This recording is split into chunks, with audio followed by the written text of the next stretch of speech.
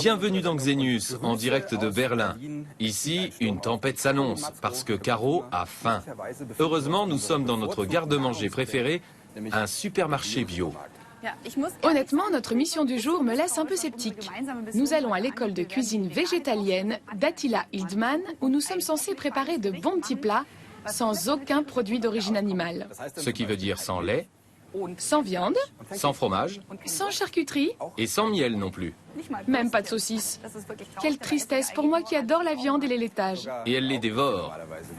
Mais ce sacrifice a du bon, car nous sommes de plus en plus sur Terre à manger de la viande et cela nuit à notre climat. Notamment parce que le bétail produit une quantité phénoménale d'excréments et de gaz à effet de serre. Saviez-vous qu'une vache en émet plus qu'une voiture ? C'est pour cela qu'Attila nous a donné toute cette liste de protéines végétales à acheter. Le tofu, on connaît, Ça oui, mais le seitan, ou le lupin. on ne parle pas d'Arsène. Nous allons découvrir et goûter tout ça aujourd'hui. Mais d'abord les courses, je suis curieux de voir ça. Heureusement, Attila sait où il va.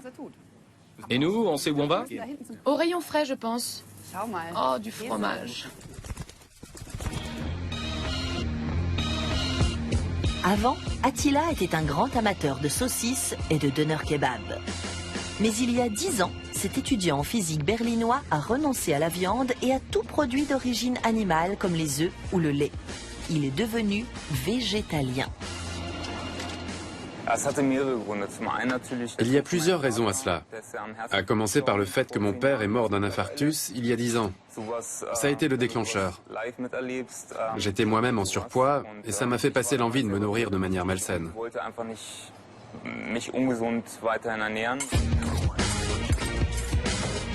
Depuis, Attila a perdu 35 kilos. Aujourd'hui, il écrit des livres de recettes végétaliennes.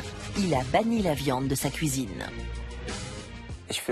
Tu prends les ingrédients les plus sains pour en faire des plats délicieux. Pour moi, ce concept est imbattable. C'est pour ça que rien ne me manque aujourd'hui.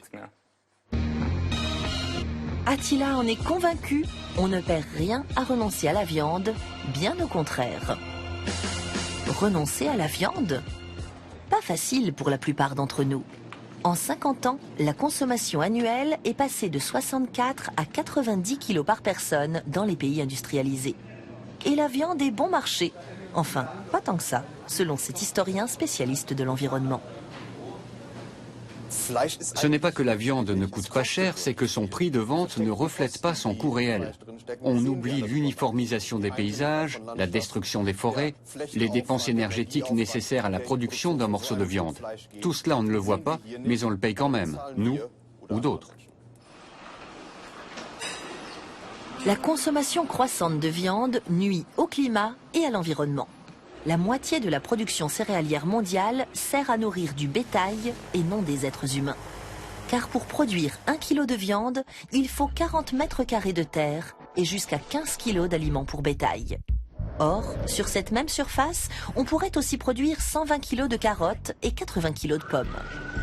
Helmut Winter, agriculteur bio, en a fait l'expérience. Dans sa ferme en Bavière, il élève des porcs et cultive des haricots de soja dont il fait du tofu. Il est en mesure de comparer directement la production de protéines animales et végétales. La production de viande de porc coûte plus cher. Nous gardons les porcs jusqu'à l'âge d'1 an et pour produire 1 kg de porc, il faut 4 kg de céréales. Pour le tofu, c'est le contraire. Avec 1 kg de soja, on obtient 1,5 kg de tofu.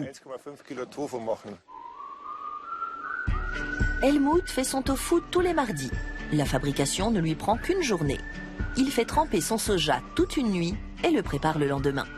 L'investissement en temps et en argent est infime.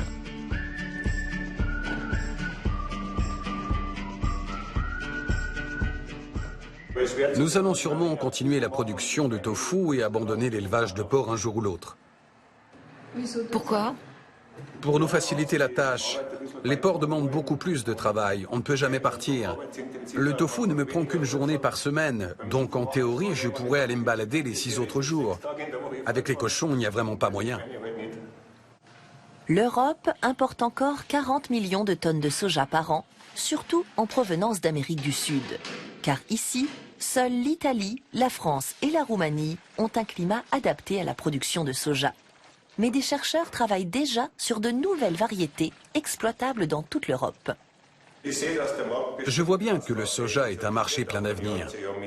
Le secteur bio l'utilise de plus en plus dans l'alimentation des porcs et les variétés actuelles sont de mieux en mieux adaptées à la production en Bavière. Seul le nigari, le coagulant utilisé pour transformer le lait de soja en tofu, vient du Japon. Pour le reste, Helmut a fabriqué ses ustensiles et ses recettes lui-même. Avec 20 kg de soja et en 3 heures de temps, il produit 30 kg de tofu naturel qui lui rapporte 300 €. Comme beaucoup de protéines végétales, le tofu n'a pas vraiment de goût. Alors, en cuisine, la femme d'Helmut se charge de lui en donner. Elle confectionne un ragoût de légumes typiquement bavarois qu'elle ajoute au tofu tout frais de la ferme.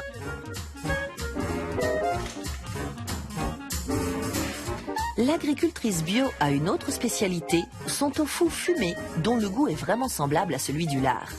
Cela fait longtemps qu'elle-même ne mange plus de viande. Nous avons des porcs, mais je n'ai pas envie de les manger. Ils me sont trop proches. Ça m'arrive de goûter, mais je n'aime pas manger de la chair morte.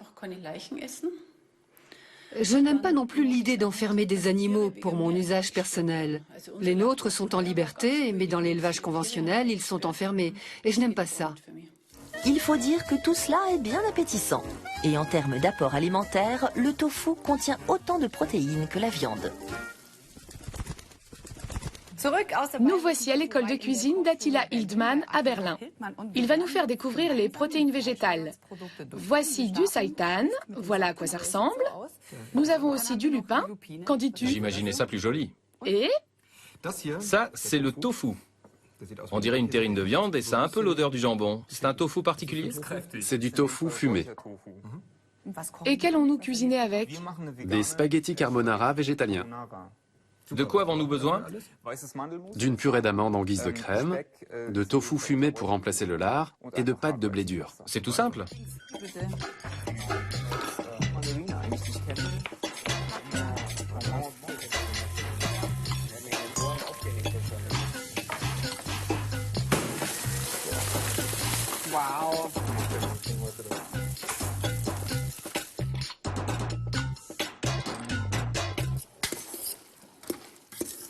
Je suis curieuse de goûter la purée d'amande.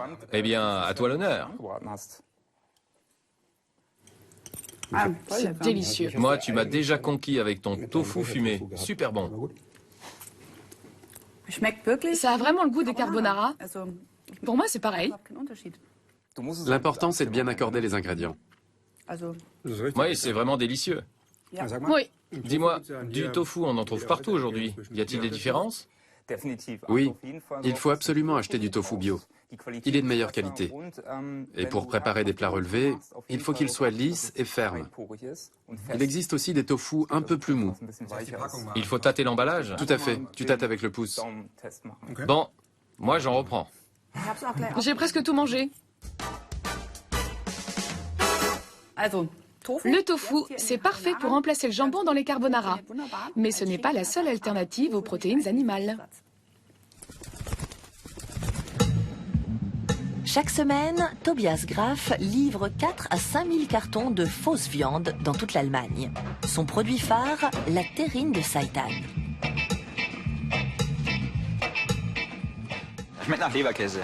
Elle a le goût de la terrine de viande telle qu'on la connaît. On s'est largement inspiré de l'original. Et en matière de structure et d'apparence, il n'y a quasiment pas de différence non plus. Le seitan est un substitut végétal à la viande, fabriqué à base de protéines de blé, le gluten. Riche en protéines et peu calorique, il ne contient quasiment pas de graisse ni de cholestérol.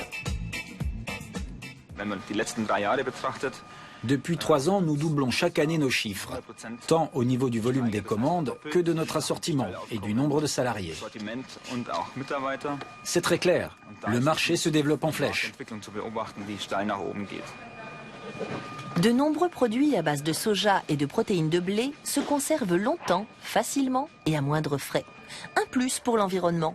Mais les protéines végétales apportent-elles suffisamment d'énergie pour accomplir des performances extrêmes? Cela fait 22 ans que Katharina Wirnitzer ne mange plus de viande. J'ai autant besoin de faire du sport que de respirer. Je suis une fanat des sports extrêmes. Et si je ne peux pas aller en montagne, ça ne va pas. Le sport, c'est ma vie.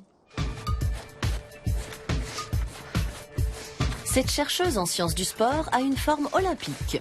Elle a participé à la Craft Bike Transalp, la course de mountain bike la plus dure au monde. 600 km et 21 000 mètres de dénivelé en 8 jours.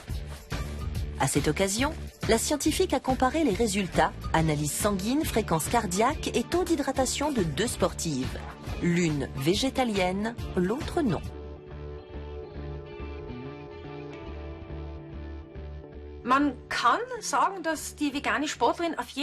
On peut dire que l'athlète végétalienne avait un avantage par rapport à l'athlète omnivore, car l'apport en glucides, la substance nutritive la plus importante, était non seulement bon, mais optimal.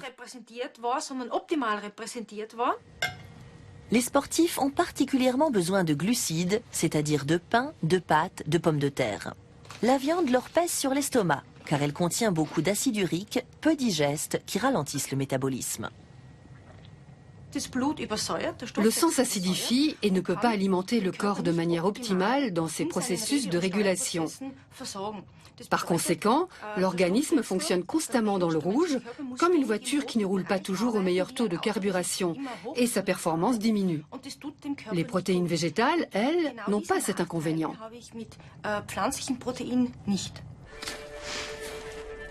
Les protéines végétales sont plus faciles à décomposer pour l'organisme, donc plus digestes. Et cela ne vaut pas seulement pour les sportifs.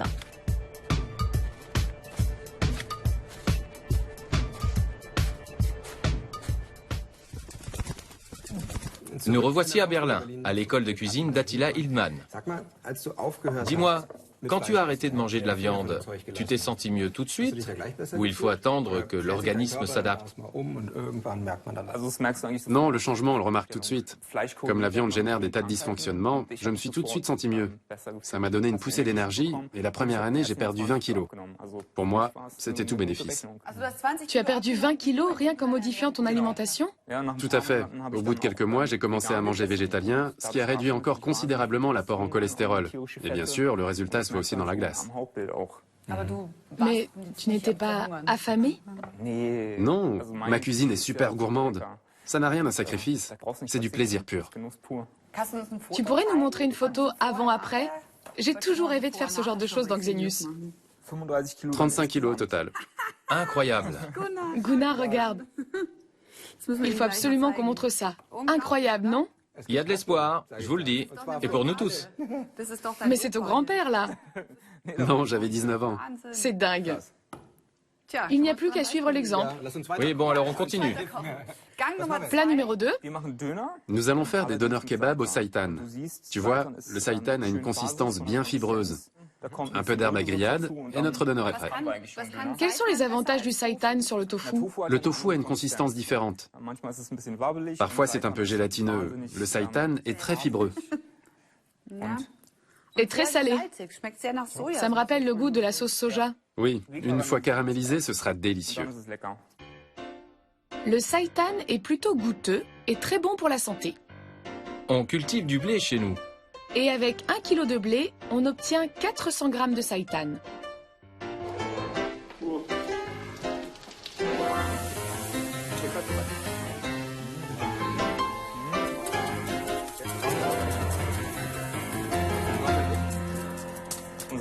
Notre petite sauce est prête aussi.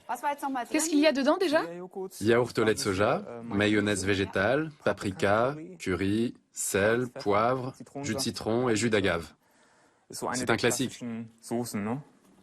Ouais, pour les végétaliens. Une bonne dose de sauce, dessus et dessous. Salade, chou rouge et oignons. Des tomates. Et encore un peu de sauce.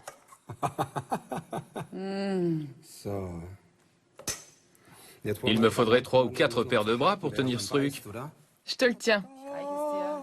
C'est dingue. Freeze.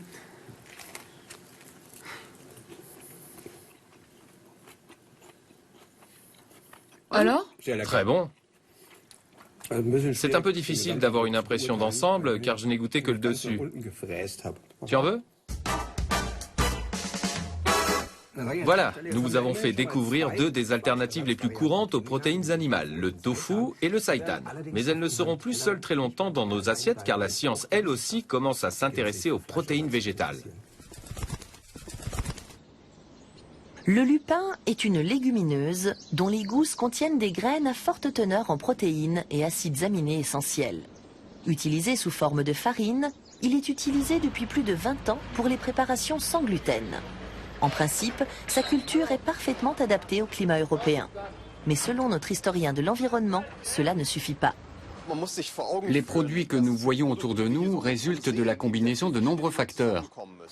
Il faut que cette plante soit adaptée au terroir, que les agriculteurs soient prêts à la cultiver et sachent comment faire. Il faut aussi que le marché l'accepte et que le client soit prêt à tester ce nouveau fruit ou légume. Or, notre société de consommation est assez paresseuse à ce niveau-là. Le lupin serait pourtant une alternative idéale à la viande. Il n'a pas besoin d'engrais pour se développer et comme le soja, il a la capacité de fixer l'azote de l'air grâce à des bactéries placées dans ses racines. Ainsi, le lupin a un bon rendement, même sur les sols pauvres. À l'Institut Fraunhofer de génie des procédés et emballages, Daniela Sussman et Florian Wild planchent sur la transformation des graines de lupin. Le lupin existe depuis plus de 2000 ans. Les espèces anciennes, sauvages alors, étaient toxiques, donc difficilement utilisables dans l'alimentation humaine. Mais depuis 1930 environ, on parvient à supprimer ces substances amères et toxiques et à fabriquer des lupins doux qui ne sont plus dangereux.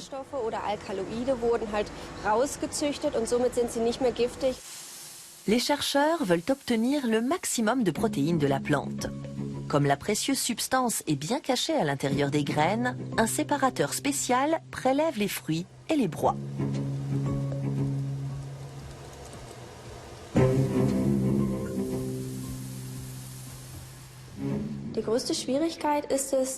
Le plus difficile, c'est d'arriver à extraire le maximum de protéines contenues dans les graines de lupin et de les transformer en ce mélange protéiné. La chercheuse doit montrer que le lupin est facile à exploiter si elle veut y intéresser l'industrie alimentaire. Mission accomplie. Après l'avoir passé au tamis, elle rajoute simplement de l'eau. La masse qui se forme au bout de 2 heures peut aussitôt être transformée en farine de lupin. Cette farine se conserve à peu de frais et peut ensuite être travaillée. En fin de transformation, la masse doit être ferme et juteuse à la fois. Pour lui donner la consistance de la viande, il faut la passer dans un hachoir de boucherie.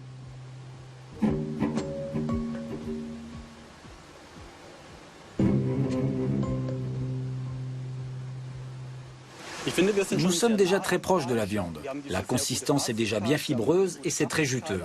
Ce qui manque encore un peu, c'est l'arôme typique de la viande. Les chercheurs ont déjà les émincés, les escalopes et les filets de lupin à leur actif. D'ailleurs, on les trouve déjà tout près dans le commerce. Il n'y a plus qu'à les mettre dans la poêle. Caro et moi, on est bientôt à point, parce que ça bosse dur ici. Nous continuons notre escalade des sommets de la cuisine végétalienne avec des galettes de lupin aux pleurotes et à la pomme. Ça promet. Bon, je vais ranger ce couteau. Cette fois, c'est du lupin que nous cuisinons. Personnellement, j'en suis fou. Il a une consistance géniale. Si tu n'aimes pas le tofu et que le seitan est trop visqueux à ton goût, le lupin, c'est exactement ce qu'il te faut. C'est super bon. Dis-moi, que penses-tu des plats cuisinés végétaliens? Parce que là, on passe notre journée à cuisiner, mais normalement, en tournage, on n'a pas vraiment le temps de se mettre au fourneau. Eh bien, ces produits sont justement faits pour ça. Si tu as une vie professionnelle stressante, tu n'as qu'à t'acheter un de ces produits tout près dans un magasin bio. Comme ça, au moins, tu as quelque chose de correct à manger.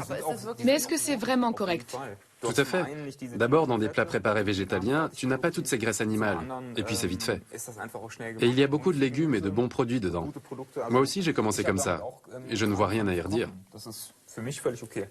Tu l'as déjà assaisonné? Non, et il n'était pas du tout assaisonné. Super. Je goûte. Je suis fan.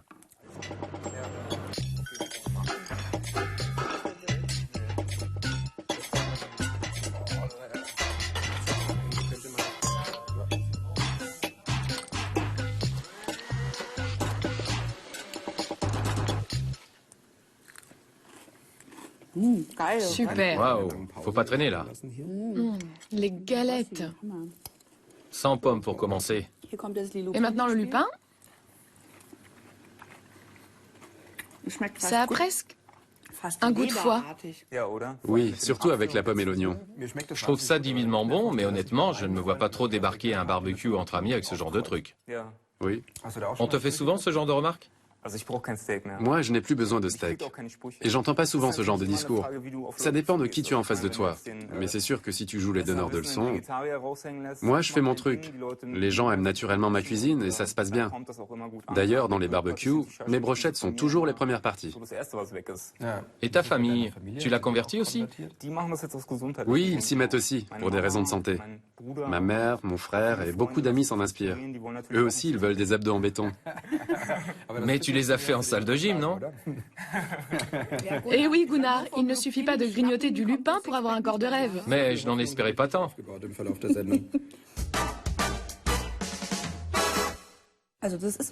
C'est vraiment super bon. Et Attila nous a prouvé que pour perdre sa brioche, il n'y a rien de tel que d'y aller mollo sur la viande. Mais ce n'est pas chose facile apparemment. Nous consommons toujours 250 grammes de viande par jour et par personne en moyenne. Et pourtant, d'après les nutritionnistes, un tiers suffirait largement.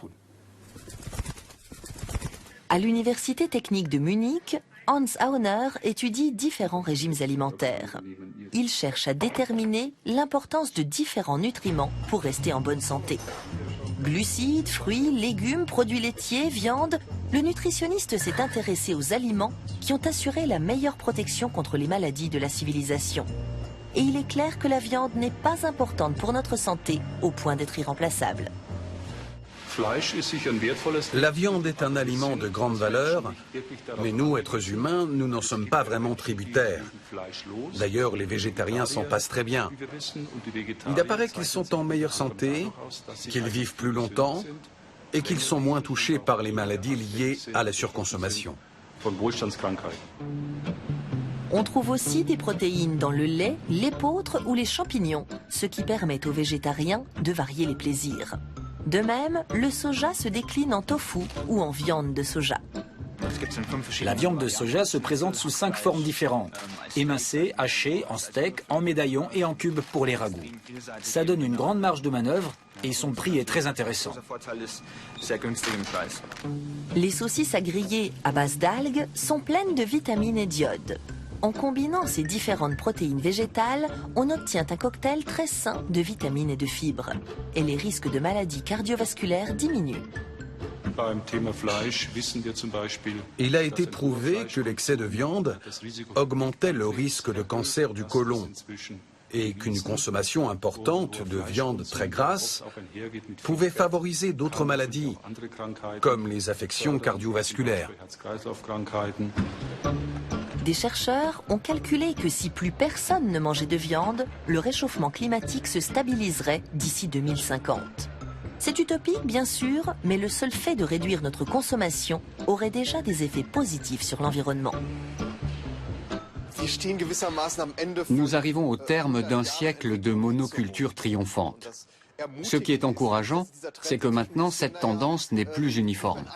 Il y a toujours des tendances à la monoculture, surtout pour les productions énergétiques. Mais de plus en plus d'agriculteurs se disent qu'un légume ou un fruit inhabituel serait plus rentable qu'un produit standard. Autre fait encourageant, les consommateurs sont de plus en plus nombreux à opter pour les protéines végétales.